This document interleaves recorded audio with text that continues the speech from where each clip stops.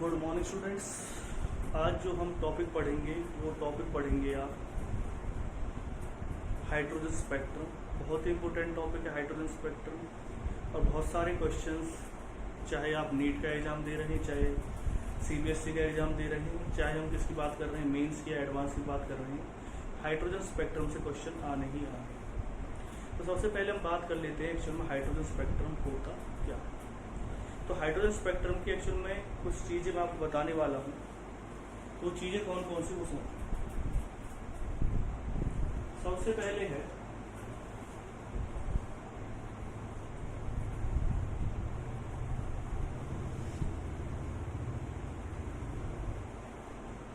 Spectrum of hydrogen atom. जब हम hydrogen atom spectrum की बात करते हैं तो सबसे पहली जो चीज हमें पढ़नी है वो स्पेक्ट्रम ऑफ हाइड्रोजन एटम की बात कर रहे हैं। तो पहली चीज क्या समझनी है कि ये एक्चुअल वर्क किस तरह से करता है, किस तरह से किसी एटम का हाइड्रोजन एटम का स्पेक्ट्रम बनता है। स्पेक्ट्रम जो होता है स्पेक्ट्रोमीटर की हम जनरली यूज करते हैं, जिसमें बहुत सारी लाइंस हमें दिखाई देती है। वो लाइंस किस वजह से आती है, उन्हीं की चीज़ों के बारे में आज डिस्कस करने वाला हूँ। और कौन कौन सी लाइंस आती हैं, क्या क्या उन्हें नाम दिया गया है, तो सभी चीज़ें आज हम बात करेंगे। सबसे पहले हम बात कर लेते हैं इसमें, जब हम स्पेक्ट्रम की बात कर रहे हैं, हाइड्रोजन एटम के स्पेक्ट्रम की बात हो रही है, तो होगा कैसे। जो हाइड्रोजन मॉलिक्यूल है, एक्चुअल में हाइड्रोजन का मॉलिक्यूल होता है, जब उसे आप एनर्जी देते हैं हाइड्रोजन मॉलिक्यूल को, H2 मॉलिक्यूल, तो अपने एटम्स में ब्रेक डाउन हो जाता है। जैसे एक एटम ये अलग हो गया, ये एटम अलग हो गया। अब देखो, बहुत से स्टूडेंट्स ने मुझसे पूछा था, जैसे कि किसी ने कहा था जी हाइड्रोजन के अंदर तो एक ही शेल होती है। तो मैं एक चीज़ आपको बता देता हूँ कि हाइड्रोजन एटम के अंदर सिर्फ एक ही शेल नहीं होती, उसके अंदर बहुत सारी शेल्स प्रेजेंट होती है। अब आप कहेंगे सर कैसे, हमने तो अभी तक पढ़ा था कि हाइड्रोजन एटम के अंदर सिर्फ एक ही शेल होती है, तो उसी के बारे में डिस्कस कर रहा हूँ। जो हाइड्रोजन एटम है जी, क्या दे रखा है, एक्चुअल होता क्या है कि हर एक एटम के अंदर बहुत सारी सेल्स होती हैं, लेकिन ये जरूरी नहीं है कि हर एक इनफाइनाइट नंबर ऑफ सेल्स होती हैं, लेकिन ये जरूरी नहीं है कि हर एक सेल के अंदर इलेक्ट्रॉन प्रेजेंट हो। अगर बाई चांस जो इलेक्ट्रॉन है, कुछ चीज मैं आपको बताने की कोशिश कर रहा हूँ कि जो इलेक्ट्रॉन है, इलेक्ट्रॉन को आपने एनर्जी दी, जैसा कि बोहर मॉडल ऑफ एटम में आपने बहुत ही अच्छी तरह से पढ़ा कि जैसे हम किसी को एनर्जी देते हैं तो उसका जो इलेक्ट्रॉन है वो कहाँ चला जाता है। आपने इसे कोई एनर्जी दी H नी, और ये इलेक्ट्रॉन एनर्जी को गेन करने के बाद कहाँ चला जाएगा, हाई एनर्जी लेवल में चला जाएगा। जब हाई एनर्जी लेवल जाएगा तो ऐसा होता है कि कोई भी जो इलेक्ट्रॉन है, पहले अगर आप उसे एनर्जी दे रहे हैं तो वो हाई एनर्जी लेवल में इतना ज्यादा स्टेबल नहीं होता, वो वापस किस में आता है, ग्राउंड स्टेट में आता है, और कुछ एनर्जी क्या करता है, रिलीज करता है। तो जब वो कोई एनर्जी रिलीज कर रहा है तो हमारे सामने अब एक क्वेश्चन आएगा कि जो एनर्जी है, जब हम इसको स्पेक्ट्रम को क्या करते हैं, स्टडी करते हैं स्पेक्ट्रम की, स्पेक्ट्रोमीटर की हेल्प से, तो वहां पर कुछ चीजें हमारे सामने आती हैं। वो चीजें क्या आएंगी हमारे सामने, कुछ लाइंस हमारे सामने आती हैं, बहुत सारी लाइंस हमारे सामने आती है। बात आती है कि लाइंस किस वजह से आ रही है। तो मैं आपसे पूछूंगा भाई कि लाइंस किस वजह से आ रही है। तो लाइंस के बारे में जब हम स्टडी करते हैं भाई लाइंस किस किस वजह से आई, तो उन्हीं चीजों को हमें क्या करना, मैं आपको बताने वाला हूँ कि जैसे ही इलेक्ट्रॉन क्या हुआ। देखो, जरूरी नहीं है कि जो इलेक्ट्रॉन है वो आपका सेकेंड एनर्जी लेवल में ही जाए, वो हो सकता है थर्ड एनर्जी लेवल में चला जाए और वो अपनी वापस ग्राउंड स्टेट में आना चाहता है, ये भी अपनी ग्राउंड स्टेट में आना चाहता है। तो कितनी लाइंस आपको दिखाई दे रही है। देखो, जब इलेक्ट्रॉन अपनी ग्राउंड स्टेट में आएगा तो एक लाइन उसकी वजह से बनेगी, हमें स्पेक्ट्रोमीटर में दिखाई देगी, और जब ये इलेक्ट्रॉन वापस अपनी ग्राउंड स्टेट में जाएगा तो एक लाइन हमें उसकी दिखाई देगी। तो बहुत सारी लाइन्स बनती हैं। अब ये भी हो सकता है कि जो इलेक्ट्रॉन है अगर किसमें चला गया है, मान के चलिए कोई इलेक्ट्रॉन है वो यानी कि सेकंड एनर्जी लेवल में है। सेकंड एनर्जी लेवल मतलब ये है कि जो सेकंड सेल के अंदर इलेक्ट्रॉन प्रेजेंट है और वो थर्ड से किस में आना चाहता है, सेकंड में आना चाहता है, तो तब भी तो एक लाइन बनेगी। देखो, थर्ड से फर्स्ट में आ रहा है, समझना, थर्ड से ये फर्स्ट हो गई, ये सेकंड हो गई, थर्ड हो गई। अगर थर्ड से फर्स्ट में आ रही है तो एक लेवल अलग बनेगा, सेकंड से फर्स्ट में आ रहा है तो लेवल अलग बनेगा, और थर्ड से सेकंड में आ रहा है तो लेवल अलग बनेगा। यानी कि तीनों ही केस में अलग अलग लाइंस बनेंगी। अब इन लाइंस को कुछ नाम दिया जाता है, उनके बारे में डिस्कस करूंगा। सबसे पहले हम निकालने वाले हैं इसमें जो वेवलेंथ होती है ऐसी लाइंस की, वो वेवलेंथ क्या आएगी। क्वेश्चन कई तरह से आ जाते हैं, जैसे क्वेश्चन पूछ लिया जाता है भाई मैक्सिमम वेवलेंथ कब बनेगी, या मिनिमम वेवलेंथ कब बनेगी, सभी चीजों के बारे में मैं आपके सामने पॉइंट्स रख रहा हूँ। तो सबसे पहले मैं क्या बता रहा हूँ कि हाइड्रोजन स्पेक्ट्रम के अंदर किस तरह से स्पेक्ट्रम बनता है, हाइड्रोजन एटम में जो स्पेक्ट्रम बनता है वो किस तरह से बनता है। तो मैं उसमें बता रहा हूँ आपको कि इलेक्ट्रॉन क्या, सॉरी एटम एनर्जी गेन करता है, पहले मॉलिक्यूल एनर्जी गेन करेगा, वो एटम से ब्रेक डाउन होगा, एटम्स के अंदर जो इलेक्ट्रॉन है वो एक्साइटेड एनर्जी लेवल में जाएंगे, लेकिन एक्साइटेड एनर्जी लेवल में वो स्टेबल नहीं होते, तो वापस किस में आना चाहते हैं, अपनी ग्राउंड स्टेट में आएंगे और एक लाइन हमें स्पेक्ट्रोमीटर में दिखाई देगी। अब कितनी बहुत सारी लाइन्स दिखाई देती है, वो लाइन्स किस वजह से आती है, देखो जब इलेक्ट्रॉन इस वाली ग्राउंड स्टेट में आएगा तो अलग लेवल की एनर्जी देगा, जब यहाँ से ग्राउंड स्टेट में आएगा तो एक अलग एनर्जी लेवल देगा, तो हर एक बार जो एनर्जी लेवल हमें मिलेगा वो अलग अलग एनर्जी लेवल हमें मिलेंगे। जब अलग अलग एनर्जी लेवल हमें मिलेंगे तो उनकी जो लाइन्स बनेंगी स्पेक्ट्रोमीटर के अंदर वो क्या बनेंगी, अलग अलग बनेंगी।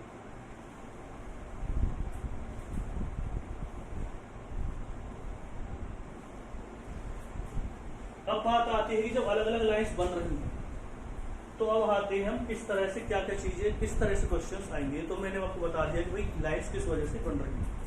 अब बात आती है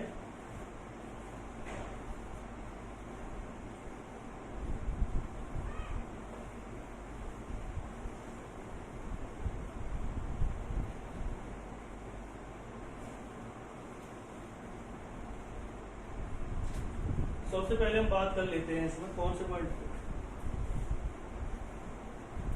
कि आपको क्या दे रखा है। रैडबर्ग एक साइंटिस्ट थे, उन्होंने एक इक्वेशन दी इसके लिए हाइड्रोजन स्पेक्ट्रम के लिए। वो इक्वेशन क्या थी, न्यू बार इक्वल टू 1/λ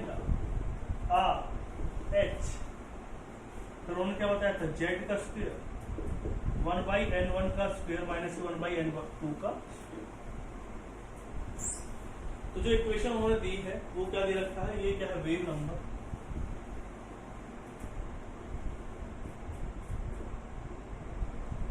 ये क्या दे रखी है उन्होंने, वेव लेंथ,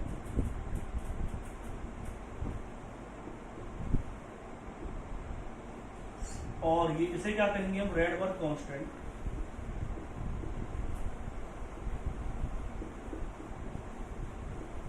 जेड क्या है इसमें, एटॉमिक नंबर,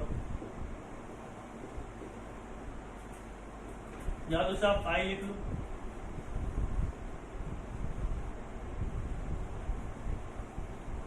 और ये क्या हो जाएगा ई, जब फाइनल लिख लो। आई को क्या कह सकते हो आप, ग्राउंड स्टेट, और एनएफ का मतलब क्या है, एक्साइटेड स्टेट, यानी कि जहां से इलेक्ट्रॉन गया है वो और जिसमें इलेक्ट्रॉन गया है। तो रैडबर्ग जो कांस्टेंट है उसकी वैल्यू होती है 19677 सेंटीमीटर। अब ये इक्वेशन आई कैसे, इसी के बारे में मैं आपको डेरिवेशन बताने वाला हूँ। तो पहले आप इसे नोट डाउन कर लीजिए, फिर मैं बताता हूँ कि इसका डेरिवेशन किस तरह से हुआ।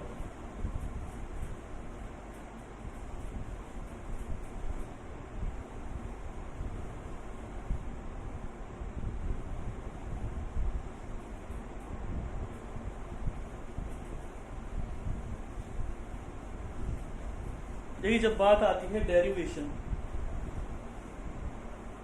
तो डेरिवेशन देखिए,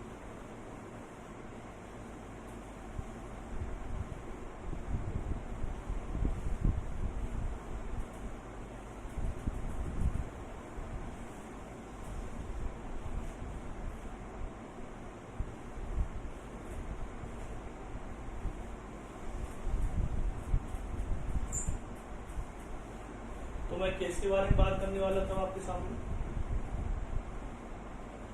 सबसे पहले था कि हमें एनर्जी निकालनी है, डेल ई इक्वल टू क्या आ जाएगी, ई फाइनल माइनस के ई इनिशियल। जब हम डेल ई की बात करते हैं, डेल ई की अगर हम बात करेंगे तो आप जानते हैं जो एनर्जी होती है, खाली अगर हम टोटल एनर्जी की बात करें, टोटल एनर्जी, तो आप सभी को पता है कि जो टोटल एनर्जी है वो किसके बराबर होगी, टोटल एनर्जी की अगर हम बात करेंगे -2π²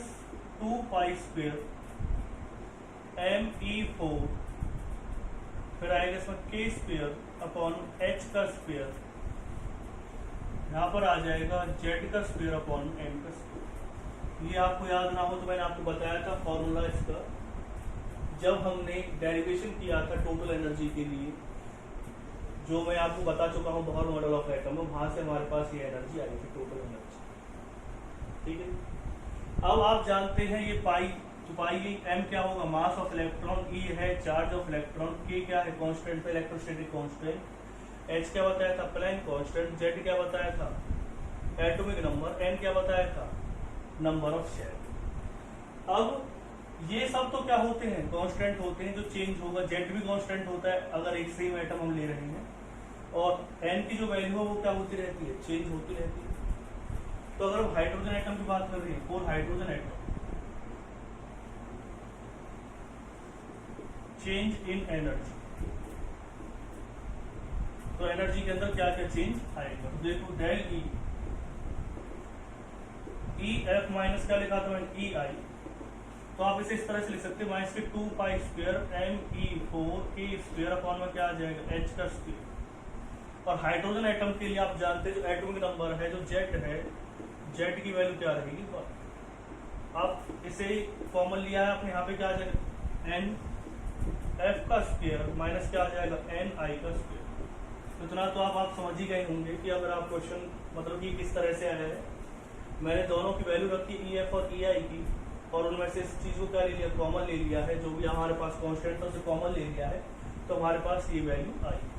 लेकिन आप जानते हैं डेल ई इक्वल टू क्या होती है H C by lambda, negative को अंदर एंटर करेंगे तो क्या आएगा 2 पाई स्क्वायर एम ई 4 के की 2 एच का स्क्वायर इक्वल टू क्या आ जाएगा, इक्वल टू सॉरी 1 एन आई का स्क्वायर माइनस क्या आ जाएगा एन एफ का।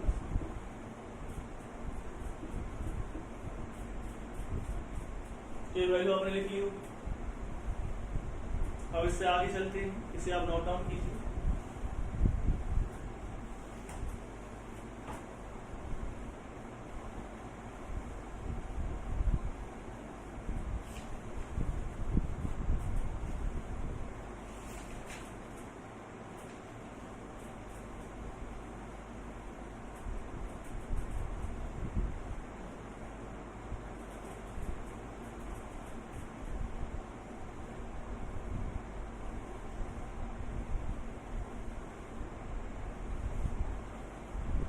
तो ये आपने लिख लिया होगा। अब आप आगे करते हैं इसे कंटिन्यू।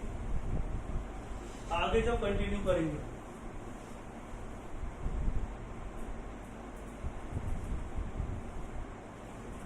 तो आगे कंटिन्यू पे क्या आएगा डेल ई इक्वल टू क्या आ जाएगा एच सी बाई लैम्डा। अब हम क्या करेंगे, इसे 1 बाई लैम्डा लिख सकते हैं और इसे किसके बराबर लिख सकते हैं न्यू बार। और आप इसे न्यू बार आप जानते हैं, मैं पहले फॉर्मूला लिखवा दिया था, इसे वेव नंबर कहते हैं। 1 बाई लैम्डा आ गया, एच सी कहाँ चला जाएगा इसमें डिवाइड में, तो क्या लिख सकते हो इसे आप 2 पाई स्क्वायर एम ई 4 के स्क्वायर अपॉन में क्या आ जाएगा एच का स्क्वायर, और एच भी इसमें मल्टीप्लाई में गया है, यहाँ पे क्या आएगा सी, यहाँ पे क्या आ जाएगा 1 अपॉन एन आई का स्क्वायर माइनस के एन एफ का। फिर फॉर्मूला आपने लिख लिया होगा। अगर हम न्यू बार इक्वल टू क्या आ जाएगा 1 बाई लैम्डा, इसकी वैल्यू हम रखते हैं तो किसके बराबर आता है पूरा, ये पूरा बराबर होता है आर के, आर एच यानी कि रेड पर कॉन्स्टेंट। तो इसकी वैल्यू मैंने आपको पहले बता दी है, आर एच के बराबर ये होता है 1 अपॉन एन आई का क्या आ जाएगा स्क्वायर आ जाएगा, 1 अपॉन एन एफ का स्क्वायर आ जाएगा। तो हाइड्रोजन एटम के लिए आपने रेडबर्ग इक्वेशन लिख ली है, तो ये क्या आ जाएगी हाइड्रोजन एटम के लिए रेडबर्ग इक्वेशन। तो आपको पता चल गया होगा कि फॉर्मूला किस तरह से आएगा। और देखो बहुत से बच्चों को कुछ कंफ्यूजन हो सकती है कि सर एमिशन हो रहा हो, यानी कि जब एनर्जी एमिट हो रही हो तब भी यही फॉर्मूला आपको लगाना फॉर एमिशन, और अगर एडजॉर्प्शन हो रहा हो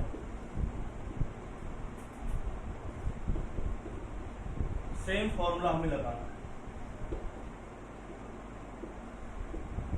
ठीक है ना, चाहे एडजॉर्प्शन हो रहा हो चाहे क्या हो रहा हो,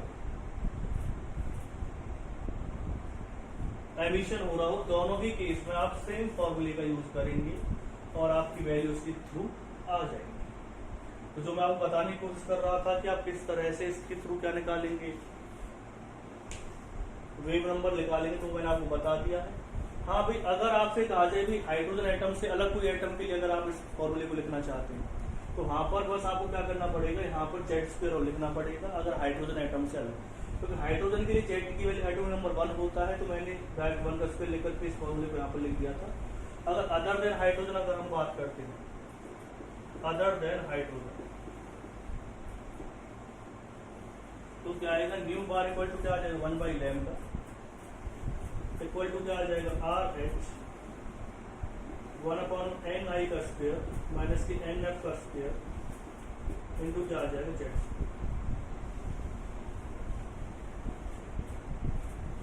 ये वैल्यू उसकी आ जाएगी,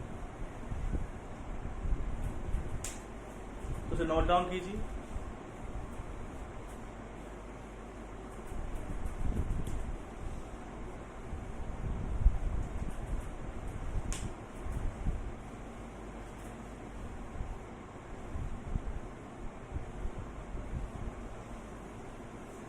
आप जेड स्क्वायर को आगे भी लिख सकते हैं।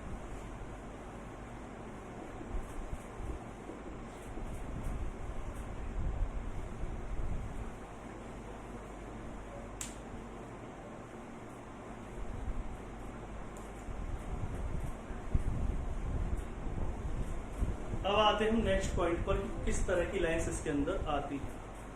तो मैं आज वाले वीडियो में बस आपको लाइंस तक बताऊंगा, फिर कल वाले वीडियो में मैं कोशिश करूंगा आपको न्यूमेरिकल भी कराने की इसकी, और शॉर्टर वेवलेंथ और लॉन्गर वेवलेंथ के बारे में मैं चीज़ों को बताऊंगा आपको।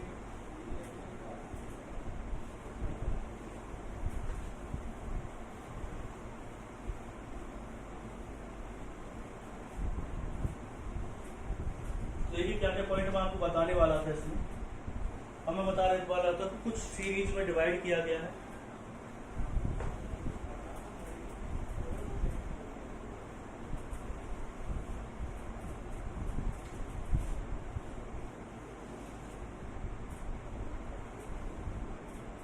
नेम ऑफ सीरीज, यहाँ पे क्या आएगा, स्पेक्ट्रम रीजन, यानी किस रीजन में स्पेक्ट्रम तुम्हारा आ रहा है।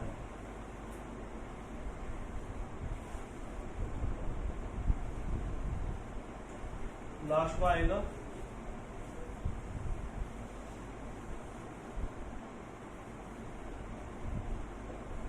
इनिशियल स्टेज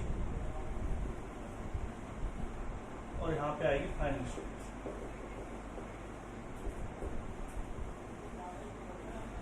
तो जो सबसे पहली सीरीज होती है उसका नाम होता है लाइमन सीरीज, यानी लाइमन सीरीज की फॉर्म में बहुत सारी लाइंस बनती हैं।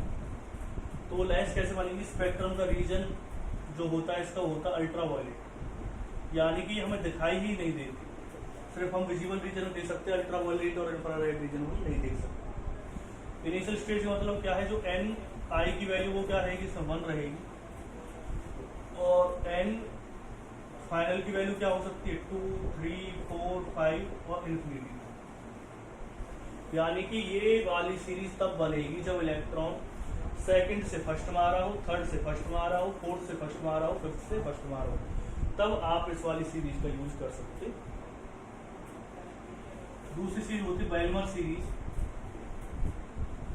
ये विजिबल रीजन में होती, यही एक ऐसी सीरीज जो हमें दिखाई देती है। इसमें एन आई की जब वैल्यू की बात करते हैं वो कितना आएगा, एन आई की वैल्यू आएगी इसमें 2, और एन एफ की जो वैल्यू है वो कितनी आ जाएगी 3, 4, 5, 6 से लेकर के। तो उसके बाद जो सीरीज होती है वो होती है पास्चल सीरीज।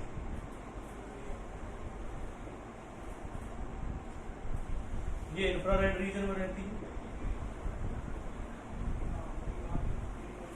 इसमें एन आई की वैल्यू क्या आएगी 3 आएगी, एन एफ की वैल्यू क्या आ जाएगी 4, 5, 6, 7 इंफिनिटी। और उसके बाद कौन सी आएगी, ब्रैकेट सीरीज आएगी। ये भी किसमें रहती है, इंफ्रारेड रीजन में रहती है। एन आई की वैल्यू क्या आएगी 4, एन एफ की वैल्यू क्या आएगी 5, 6, 7 से लेकर के इंफिनिटी।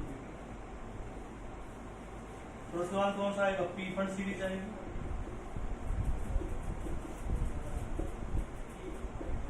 ये इंफ्रारेड रीजन में आएगी। एन आई की वैल्यू क्या आएगी? 5। एन एफ की वैल्यू कितनी आएगी? 6, 7, 8 से लेकर के इंफिनिटी। फिर क्या आएगी उसके बाद? विंग फेरी सीरीज, ये किसमें आएगी? फार इंफ्रारेड रीजन में। एन आई की वैल्यू कितनी आएगी इसमें? 6। एन एफ की वैल्यू कितनी आएगी? 7, 6, 7, 8, 9 से लेकर के इंफिनिटी।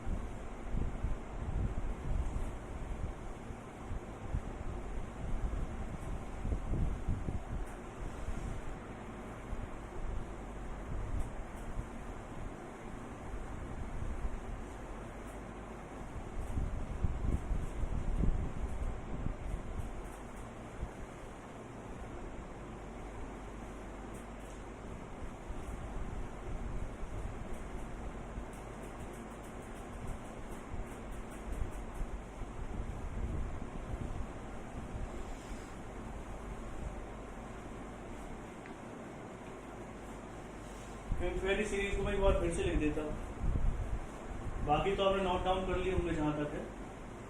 जब हम इंफिनिटी सीरीज की बात करते तो इंफिनिटी सीरीज में किस तरह से आएगा?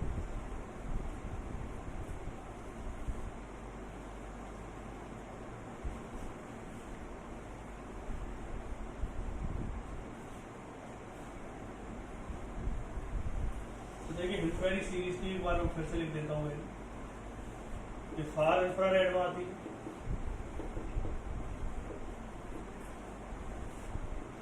एन आई की वैल्यू क्या आएगी? 6, और एन एफ की वैल्यू आ जाएगी 7, 8, 9 से लेकर के इंफिनिटी। तो ये सीरीज आपको पता चल गई होंगी, जो सीरीज मैं आपको बताने वाला था।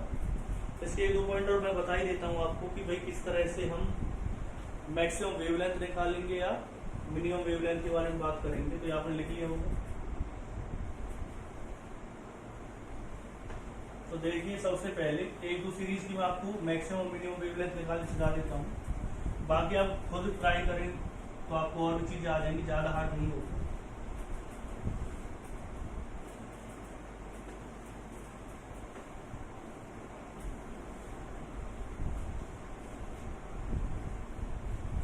तो हम बात कर रहे थे किसकी? बाल्मर सीरीज। सबसे पहले हम बात कर लेते हैं लाइमन सीरीज की। तो लाइमन सीरीज में किसकी बात करने वाले हैं वो? Minimum wavelength.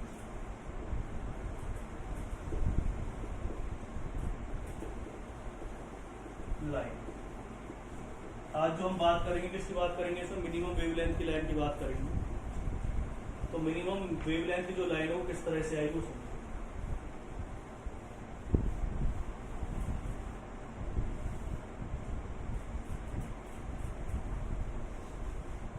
तो जो मिनिमम वेवलेंथ की लाइन है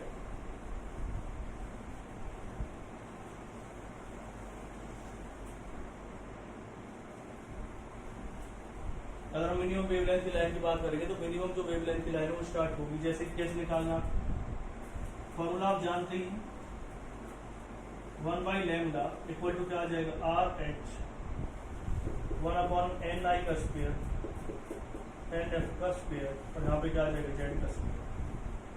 तो जो आर एच की वैल्यू आएगी इसमें, आर एच की वैल्यू पुट नहीं करनी आपको, क्वेश्चन इस तरह से आता है क्योंकि फिर ज्यादा लेंथ हो जाएगा। एन आई की वैल्यू की अगर हम बात करते हैं तो एन आई की जो वैल्यू है वो कितनी आएगी? आपको याद रखना है मिनिमम वेवलेंथ कब आती है, यानी लैम्डा मिनिमम की बात कर रही है, तो वो कब आएगी? जब n2 की वैल्यू क्या रहेगी इसमें? हर एक के लिए चेंज होती चली जाती है। अब जैसे कि आपसे कहा जाए कि जो मिनिमम वेवलेंथ है वो बाल्मर सीरीज के लिए कितनी आएगी? जब n2 की वैल्यू क्या रहेगी? 3 रहेगी, तब मिनिमम वेवलेंथ आएगी। तो हम जो अब बात कर रहे हैं वो किसकी बात कर रहे हैं, लाइमन सीरीज की बात कर रहे हैं। तो n2 की वैल्यू क्या होनी चाहिए 2, तब क्या आएगी मिनिमम वेवलेंथ आएगी। याद रखना मिनिमम वेवलेंथ कब आएगी जब n2 की वैल्यू क्या है 2 लाइमन सीरीज के लिए। लेकिन अगर बार्मर सीरीज होती तो उसके लिए हम बात करेंगे पहले, तो इसलिए लिखेंगे 2 का स्क्वायर आ गया, सॉरी 1 का स्क्वायर आएगा। तो क्या आप जानते हैं ni की जो वैल्यू होती है लाइमन सीरीज के लिए 1 ही होती है। फिर क्या आएगा 2 का स्क्वायर आ गया, इनटू क्या आ जाएगा जेड की वैल्यू क्या होती है 1 का स्क्वायर। वैल्यू कितनी आ जाएगी इसकी RH 3/4, ये वैल्यू इसकी आएगी। यानी जो मिनिमम वेवलेंथ है वो कैसे निकालेंगे, तो 1/λ मिनिमम लिखा आपने, फिर क्या आ जाएगा RH, सॉरी मैक्सिमम वेवलेंथ लिख लेंगे ऐसे, जो मैक्सिमम वेवलेंथ हो तब लिख लेंगे आपके जो हमने वैल्यू रख दी एम की कितनी वैल्यू दे रखी, तो मैक्सिमम वेवलेंथ लिख लेंगे ऐसे, मिनिमम वेवलेंथ नहीं निकलेगी। मैक्सिमम वेवलेंथ निकाले तो RH की वैल्यू कितनी आ जाएगी 3/4 दे रखा है। क्रॉस मल्टीप्लिकेशन करोगे आपको कितना आएगा 4/3 RH, ये किसके बराबर आ जाएगा लैम्डा मैक्स। मैक्सिमम वेवलेंथ आप ऐसे निकाल सकते,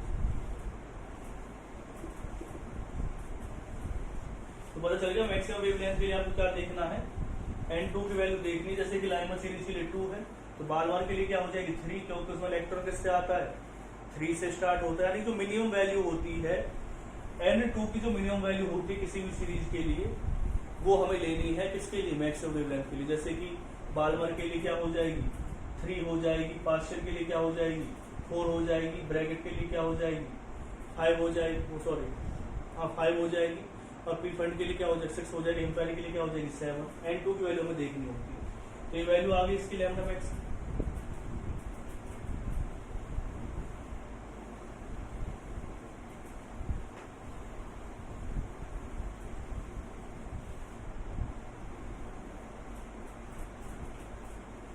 हम क्या निकालना चाहते हैं इसके लिए मिनिमम वेवलेंथ। मिनिमम वेवलेंथ के लिए जो n2 की वैल्यू वो याद रखना आपको, क्या लिखनी इन्फिनिटी लिए, तो क्या आ जाएगा RH आ गया, 1 का स्क्वायर आएगा, I का स्क्वायर आएगा, 1/n2 का क्या आएगा स्क्वायर आएगा, यहाँ पे क्या आ जाएगा Z का स्क्वायर। और H आप जानते हैं I का स्क्वायर आपने लिखा तो 1 का स्क्वायर आएगा, और इन्फिनिटी आ जाएगी ये, इसका स्क्वायर कर दिए, यहाँ पे क्या आ जाएगा 1 का स्क्वायर। तो RH आप जानते हैं वैल्यू 0 ही हो जाएगी, तो यहाँ पे क्या आ जाएगा 1 आ जाएगा, तो लैम्डा मिनिमम, तो लैम्डा मिनिमम कितने के बराबर आएगी आपकी RH के बराबर। तो नोट डाउन कीजिए जल्दी जल्दी।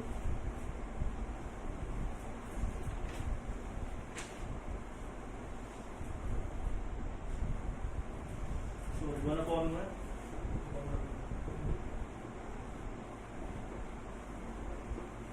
तो ये कितना आ जाएगा लैम्डा मिनिमम की वैल्यू क्या आ जाएगी 1/RH।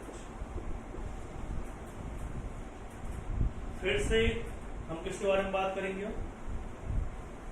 एक और सीरीज में बता देता हूं, ब्रैकेट सीरीज।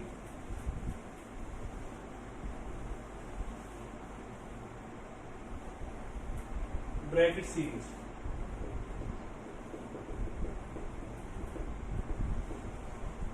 तो ब्रैकेट सीरीज के लिए क्या होगा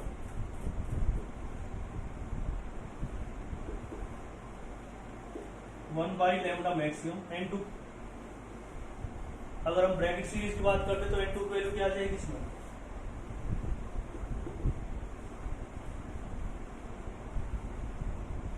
मैंने आपको बताया था हमें कौन सी वैल्यू लेनी पड़ती है, मिनिमम वैल्यू लेनी पड़ती है n2 की। तो जैसे लाइमन है, लाइमन के बाद लाइमन के लिए क्या लिखते हैं 2, और उसके बाद कौन सी होती है बाल्मर के लिए क्या लिखी हमने 3, और क्या कहते हैं उसके बाद पार्शियल के लिए क्या लिखी 4, ब्रैकेट के लिए क्या हो जाएगी 5, 1/n का क्या हो गया स्क्वायर हो जाएगा, यहाँ पे क्या लिख दिया आपने RH लिख दिया, माइनस n2 n f का क्या आ जाएगा स्क्वायर आएगा, यहाँ पे क्या आएगा Z का स्क्वायर।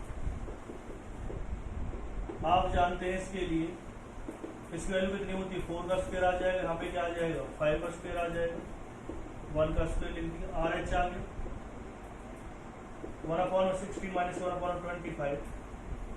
तो आप इजीली कैलकुलेट करके क्या निकाल सकते हैं लैम्डा मैक्स की वैल्यू निकाल सकते हैं। तो बस कैलकुलेशन करते हैं किसकी वैल्यू आ जाएगी लैम्डा मैक्स की वैल्यू आ जाएगी। अगर आपको लैम्डा मिनिमम निकालना है तो लैम्डा मिनिमम के लिए क्या देखना पड़ेगा, जो लैम्डा मिनिमम अगर आपको निकालना है तो यहाँ पर n2 की वैल्यू क्या लेनी पड़ेगी आपको, इन्फिनिटी। फॉर्मूला यही रहेगा 1 लैम्डा मिनिमम। तो डायरेक्ट फॉर्मूले वैल्यू पुट कर देता हूँ, RH 1 में क्या आ जाएगा 4 का स्क्वायर माइनस की क्या होगा इन्फिनिटी का स्क्वायर, जेड की वैल्यू क्या लिख दो 1 का स्क्वायर आ जाएगा, RH 1/16 बचेगा यहाँ पे 1 लैम्डा मिनिमम। तो कितना आ जाएगा लैम्डा मिनिमम,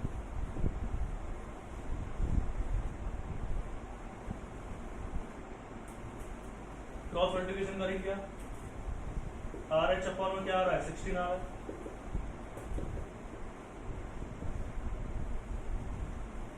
तो 16 अपॉन में क्या आ जाएगा RH, इसकी वैल्यू आ जाएगी लैम्डा।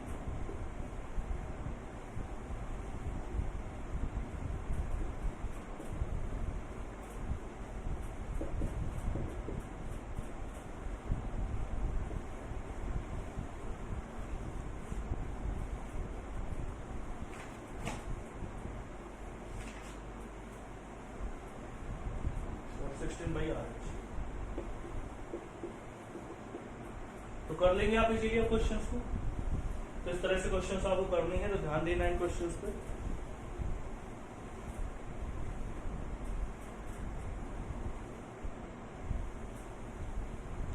तो क्या क्या पॉइंट याद रखने हैं आपको मैंने बता दिया है। मैक्सिमम के लिए क्या देखना है, n2 की जो मिनिमम वैल्यू वो देखनी है, और अगर हमें क्या देखना है मैक्सिमम मिनिमम वेवलेंथ देखनी है तो उसके लिए n2 की वैल्यू क्या रखनी है जो सबसे ज्यादा है इन्फिनिटी। तो इस तरह से आप सब सीरीज की निकाल सकते हैं, सब सीरीज के आप निकाल के देखिएगा। तो आपका यहाँ पे अभी बहुत से क्वेश्चंस और करने हैं इससे रिलेटेड, तो मैं कोशिश करूंगा कि आपको न्यूमेरिकल कराने की, बोहर मॉडल ऑफ एटम से और हाइड्रोजन स्पेक्ट्रम से कुछ क्वेश्चन कराने की, जिससे कि आपको क्वेश्चन करने में थोड़ी दिक्कत ना, कोई भी दिक्कत ना हो।